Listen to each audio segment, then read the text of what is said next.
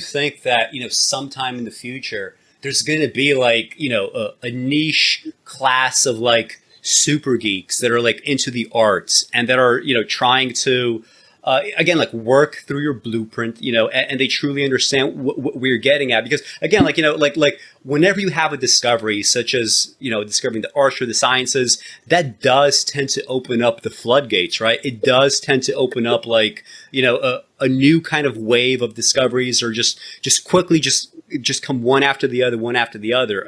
I don't imagine, like going back to what we said about the arts, given that this has happened with like pretty much any other discipline, I don't really imagine that the arts will be totally immune from it. Although I do agree that, like, just generally speaking, most people, they will not be artists, and most people will not be able to understand or appreciate the arts, and they frankly won't even really care, right? But most of them will be cultists. Most of them won't really understand.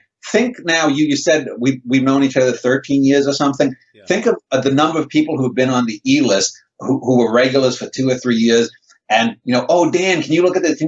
And then I gave them some criticism, and they didn't like the criticism, or I said something that they politically disagreed with, and they went off and I hate Dan. Well, they never really were there for the art. They were there because, think about, if you look at, I know you found things on Reddit and other things where, oh, Dan Schneider sucks or whatnot, blah, blah, blah. But these are people these are the negative equivalents of some of the people who've been on the E-list.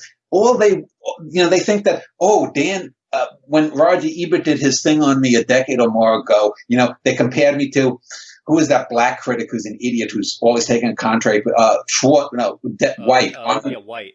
Armand White. Armand White. Yeah, and that I'm like, no, if you actually read it, I'm a lot more intelligent. He writes clearly that Armand White from this childish, petulant position, and his ideas are not supported intellectually by what he's putting forth. I'm not a provocateur. I'm just telling you the things that are rather obvious because I'm not engaging in emotion.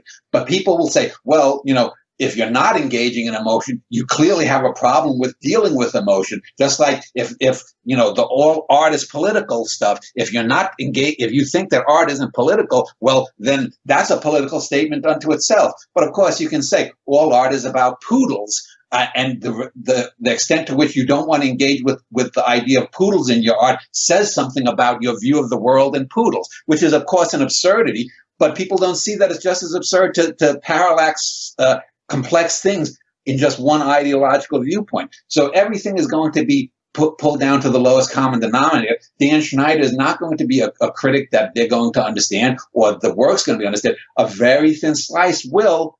Some of these people, like a William Glass, who's a potentially great poet, someone like you, or a few other people who've been on the E-list. But the vast majority of them are going to be like these people that the names, I don't even remember all of them, but that come and go. And then I've said something and then they hate me, or they, blah, blah, blah. This happened when I ran the Uptown Poetry Group. People just want to be accepted. They want to be in a group where these herd animals, so we have this herd mindset, and that's something that's anathema to me. But most of the people, good or bad, in 50 or 100 or 500 years, if they're talking about me versus Harold Bloom, these turn-of-the-century critics, they'll lump us together because there'll be enough time to pass. They won't recognize that he was 30 or 40 years older than me, and we'll be lumped together. And people, there's going to be some people that say, well, Schneider was clearly right. This Bloom guy was, as I call him, the Yutz from Yale.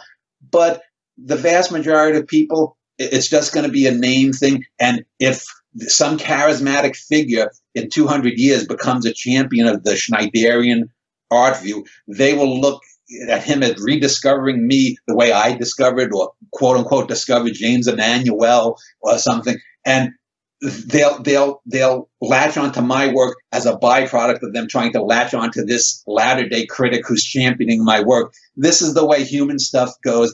If it ameliorates people's lives in some way, that's great. But again, it's going to be a very, very thin layer at the top that will really get it.